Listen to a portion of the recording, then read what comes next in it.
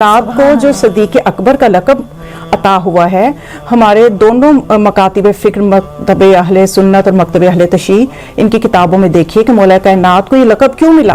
اس وجہ سے نہیں ملا کہ آپ سچ بولتے تھے، آپ نے اپنی صداقت کے لیے سچ کے محتاج نہیں ہے، سچ اپنی تصدیق کے لیے مولا کائنات کا محتاج ہے۔ جناب سیدہ کونین جو ہیں یہ اللہ کے رازوں میں سے ایک راز ہیں۔ بی بی کا وجود ملکوتی جو ہے وہ اللہ کے رازوں میں سے ایک راز ہے۔ بی بی کا دنیا میں آنا بھی بہت عجیب ہے۔ باقی 13 معصومین کی ولادت آپ دیکھ لیجئے اور انداز ہے۔ بی بی کا جو ہے، بی بی کے جب اللہ نے ودیت کرنا تھا نور، تو معراج پہ بلایا، ایک مخصوص قسم کا پھل کھلایا اپنے نبی کو۔ وہ پھل کیا تھا اس سے ہمیں بحث نہیں ہے، کوئی کھجور کہتا ہے، کوئی سیب کہتا ہے، یا جو بھی ہو، بہرحال پھر وہ بی بی کا نور جو تھا وہ ودیت ہوا۔ تو یہ اللہ کے رازوں میں سے ایک راز ہے۔ بی بی کا دنیا سے جانا بھی اللہ کے رازوں میں سے ایک راز ہے۔ تو تمام معصومین علیہ السلام نے وصیتیں کی، لیکن بی بی کا انداز یہ ہے کہ بی بی جب وصیت کرتی ہیں تو اس سے پہلے ہمیں ملتا ہے کہ جب بی بی کی زندگی کے چند لمحات ہیں تو فرماتی ہیں کہ مطلب مولا علی علیہ السلام جب تشریف لاتے ہیں اور حکم دیتے ہیں کہ اس وقت کمرے میں سے سب چلے جائیں، اور بی بی کے سرحانے مولا تشریف رکھتے ہیں، تو جناب سیدہ جو ہیں سب سے پہلے وصیت کرنے سے پہلے کیا ایک تصدیق کرواتی ہیں۔ یہ تصدیق کسی اور معصوم کی وصیت کے انداز میں نہیں ملے گی۔ وہ تصدیق یہ کرواتی ہیں کہ یا علی جبن الام، اے میرے چچا زاد، کہ جب تک میں آپ کے ساتھ رہی، ما احدنی، کہ جب تک میرا آپ کے ساتھ، ما احدنی، آپ نے مجھے ہرگز بھی نہیں پایا، کاذبۃ ولا خائنۃ ولا اخالفک، اور میں نے کبھی بھی آپ کی مخالفت نہیں کی، کبھی بھی آپ سے جھوٹ نہیں بولا، کبھی بھی آپ سے خیانت نہیں کی، منذ عاشرتنی، جب تک میں نے آپ کے ساتھ زندگی بسر کی۔ میں آپ نے مجھے کیا ایسا ہی پایا ہے کہ میں ان سب چیزوں سے کس طرح سے محفوظ تھی؟ تو پھر وہ تصدیق کس سے کروا رہی ہیں؟ صدیق اکبر سے۔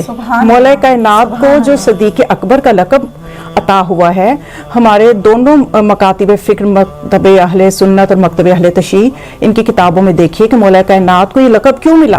اس وجہ سے نہیں ملا کہ آپ سچ بولتے تھے، آپ نے اپنی صداقت کے لیے سچ کے محتاج نہیں ہے، سچ اپنی تصدیق کے لیے مولا کائنات کا محتاج ہے۔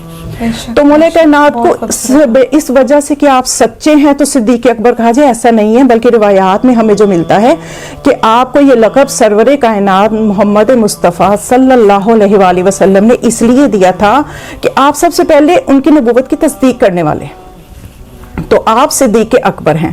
تو جناب سیدہ تصدیق کیوں کروا رہی ہیں؟ یہ سوچنے والی بات ہے۔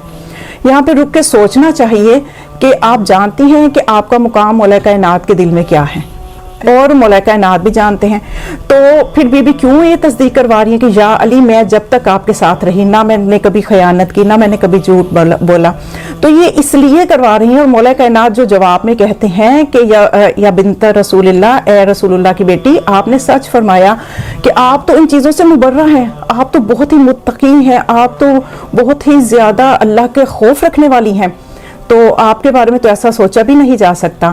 تو پھر تصدیق بھی اس لیے کروا رہی ہیں کہ دنیا کو بتانا چاہتی ہیں کہ جب مولا کائنات سے سلسلہ ہدایت شروع ہوا، سلسلہ نبوت کے بعد جب سلسلہ ہدایت شروع ہوا تو وہ مولا کائنات سے شروع ہوا، اور اب جو مولا کائنات کے بعد اس سلسلہ ہدایت نے آگے بڑھنا ہے، تو اب جو نور دنیا میں آنے ہیں، جنہوں نے ہدایت کرنی ہے، جنہوں نے حجت خدا کرنا ہے، وہ محتاج ہیں وجود جناب سیدہ کے، کیونکہ آپ نے ام الانوار بننا ہے۔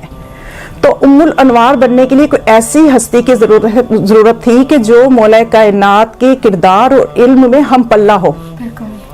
تو اب بی بی زندگی کے آخری لمحوں میں بھی صدیق اکبر سے، صاحب فستو برب الکعبہ سے یہ تصدیق کرواتی ہیں کہ میں ساری زندگی آپ کے کردار کے ہم پلہ رہی ہوں۔ اور جو بی بی کو ام الانوار کا لقب ملا، 11 اماموں کی ماں، تو وہ بی بی کے وجود کے بغیر ممکن نہیں تھا۔ تو آج آپ اگر کربلا کی برکتوں سے فیض یاب ہوتے ہیں، سامرا کی برکتوں سے فیض یاب ہوتے ہیں، کاظمین جاتے ہیں، یہاں تک کہ جو امام زمانہ علیہ السلام کے وجود کی برکت سے فیض یاب ہوتے ہیں، تو اصل میں یہ صدقہ فیض جناب سیدہ طاہرہ ہے۔ سبحان اللہ، سبحان اللہ۔ یہ وہ خصوصیت ہے بی بی کی وصیت میں کہ جو آپ نے پہلے اپنی تصدیق کروائی، اپنے علم کی، اپنے کردار کی، اس کے بعد آپ نے وصیتیں کرنا شروع کی۔ سبحان اللہ۔